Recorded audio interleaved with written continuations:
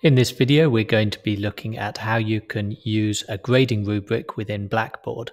The grading rubric feature in Blackboard allows you to share your mark schema amongst fellow markers and also students in order to increase the amount of transparency and consistency in the marking process.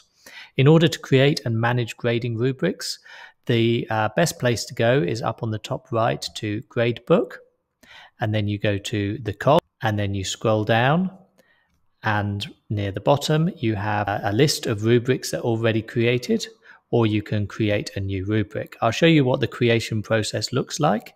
It asks for a name, and then it asks you to have the different criteria. Down the left hand side you can edit each one of these to give it a specific name. You give it a weighting of the total grade, which of course has to add up to 100%. And then you have the different levels. And by default, it has 4, but you can insert another one. If you just hover over the line in the middle, you can click the plus to add another range. You can give each one custom names, and then you can also edit the individual sections to give a description.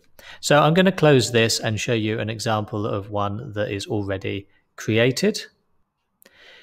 Here I have one already created, online presentations. If I click on the link, it opens up. You can see we have 5 different levels here, and we have it set as a percentage range rather than a specific percentage. So this has to be set up for each one. And then we have the criteria all named. And then each one of these sections here gives a description of what it might look like for the student to be given that level for that criteria. Now, as you can imagine, it's quite a lot of effort to create these rubrics. So what I recommend you do, once one has been created, the other ones are likely to be in a similar format. So if you click on the 3-dot menu here, you can duplicate them, and then it's usually easier to simply edit that, particularly if you're using the same ranges. You can edit it more easily than creating it from scratch. Now we'll look at how you can attach this to an assignment. Down here I have an assignment that has already been created. I'm going to open this and click on grading, and then scroll down, and near the bottom it says add grading rubric. I can click on that, and you can view the rubric if you want to check there. You can also create a new rubric simply from the assignment section. I'm going to add this one to this assignment and click save. And so now we have the grading rubric attached to that. Now we will enter student preview mode to see what it looks like from the student's perspective. Here we are in the course as a student. I can click on assignments, and this is the presentation that was set up.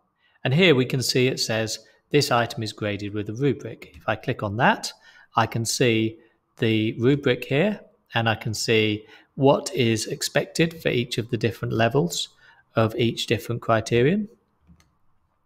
I can close that. And now if I view assessment, I can add content. A student can add an attachment and submit. Now we're going to exit preview, and we'll see what the instructor sees. If we go back to the assignment presentation, we can see one submission.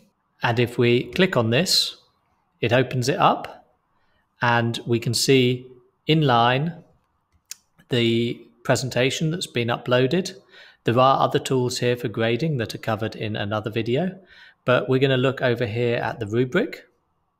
And then for each one of these, we can open it up, and we can give that a particular score within the range. And we can see that based on the weightings and the scores that we've given, it is calculated here 65.25. I can close that, and we can see here the grade is applied. Should you want to override that, you can actually do that by just typing in a grade, and it notes there that this has been overridden. As you will have seen in other videos on grading, students do not see the grade until it's posted. You can post them individually, or when you finish grading, you can post all grades.